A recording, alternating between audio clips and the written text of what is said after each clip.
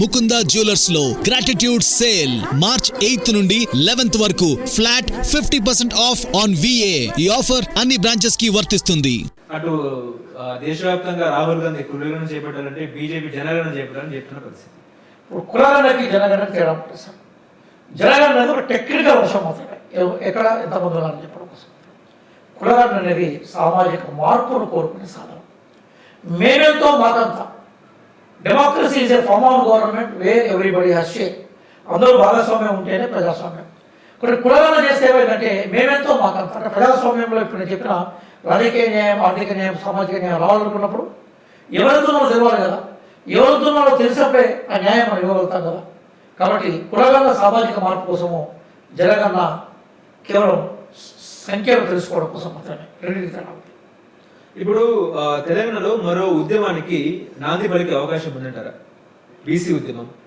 బీసీలకు సంబంధించిన న్యాయాన్ని తీసుకునే బాధ్యతని ఒక పెద్దలాగా, ఒక తమ్ముళ్ళలాగా, ఒక అన్నలాగా, ఒక అక్కలాగా, చెల్లాగా కాంగ్రెస్ పార్టీ తీసుకున్నప్పుడు రేపు ఏ సమాజం అయితే రుగ్మతకు లోనైందో ఆ సమాజం కోసం కాంగ్రెస్ పార్టీ పనిచేస్తూ ఉన్నప్పుడు కాంగ్రెస్ పార్టీ బీసీలకు చైతన్యాన్ని, బీసీలకు సంబంధించిన ఉద్యమాన్ని చేపట్టింది. కాబట్టి మేము ఈరోజు కులగణన చేస్తాం.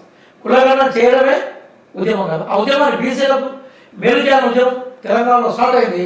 దాని నాయకత్వం వహిస్తుంది కాంగ్రెస్ పార్టీ. ఇప్పుడు కాంగ్రెస్ లోనే కొంతమంది అగ్రనాయకులు కూడా వాళ్ళ అధికార స్వరాన్ని వినిపిస్తున్న పరిస్థితి. మధ్యదర్శి కానీ, వి హనుమంతరావు కానీ, లేకపోతే జనారెడ్డి కానీ, ఇదంతా చూసుకున్నప్పుడు ఎట్లా మనం గమనించవచ్చు? ఒకటి మంది గారు వాళ్ళందరూ మా సీనియర్ కాంగ్రెస్ నాయకులు. కాంగ్రెస్ పార్టీ ఎదుగుదలలో, పెరుగుదలలో, అభివృద్ధిలో కాంగ్రెస్ పార్టీ తెలంగాణ సమాజం నిలబడడంలో వారి పాత్ర ఉంది, వారి కృషి ఉంది. అదే సందర్భంలో వారు చేసే పాజిటివ్ కామెంట్స్ను కాంగ్రెస్ పార్టీ స్వీకరిస్తుంది. ఓకే, ఇప్పుడు మరో పార్టీ ఆవిర్భవించే అవకాశం ఉందా బీసీల గురించి? కాంగ్రెస్ పార్టీ బీసీల పార్టీ సార్. కాంగ్రెస్ పార్టీ బీసీల పార్టీ. మా పార్టీ బీసీల పార్టీ కాకుండా 42% రిజర్వేషన్స్ని చట్టబద్ధంగా కల్పించడం కోసం ఎందుకు పనిచేస్తున్నాం? క్యాబినెట్లో మేము ఎందుకు తీర్మానం చేశాం? ఎందుకు కులగణన చేశాం?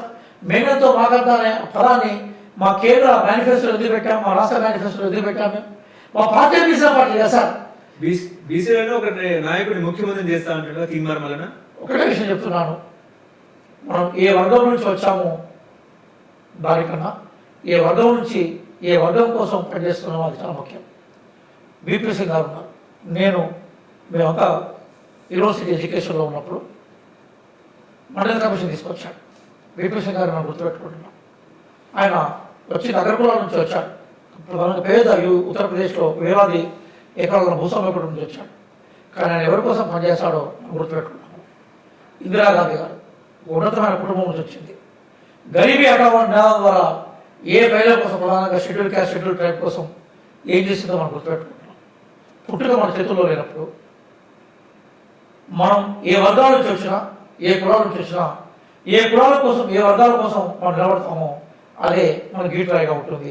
ఇది రేవంత్ రెడ్డి గారికి మొత్తం సమస్త సమాజం అంతా, తెలంగాణ సమాజం ఎందుకు షెడ్యూల్ చేస్తుందంటే ఆయన ఈ వర్గాల కోసం పనిచేస్తున్నారు కాబట్టి. ఇప్పుడు మీరు చేసిన కులగణన సర్వే అటర్ ఫ్లాప్ అయింది, కేసీఆర్ చేసిన సర్వే బాగుంది అనేది చర్చ, నిజమేనా? మీరు చేస్తున్నారు చర్చ, మీరు చేస్తున్నారా చర్చ? ఒకటి అర్థమైందంటే బీఆర్ఎస్ వాళ్ళకు కొట్టుకునేందుకు సంకల్పం వేసే పరిస్థితి లేదు.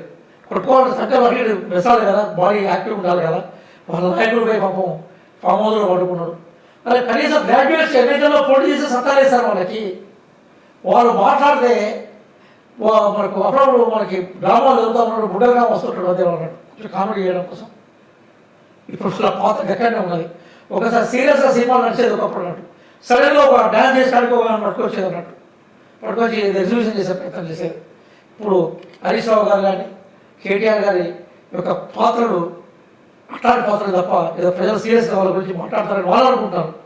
వాళ్ళ పత్రికలు రాసుకోవడం తప్ప, వాళ్ళకు పత్రికలు గుమాస్తా పత్రికలు రాసుకోవడం, వాళ్ళకంటూ చాలా ఉన్నాయి కదా, దాంట్లో డబ్బా కొట్టుకోవడం తప్ప జనం మధ్య లేరు. అసలు వాళ్ళు పోతే జనం వాళ్ళ దగ్గర బాగుంటుంది, వాళ్ళు బయలుదేరి పెట్టేది కూడా సంస్కృతి దగ్గర వాళ్ళు. దానిలో ఉంది వాళ్ళ పరిస్థితి.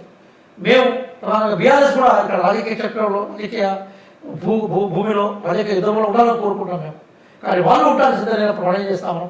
వాళ్ళ చరిత్ర ఒడిశా ముచ్చండి.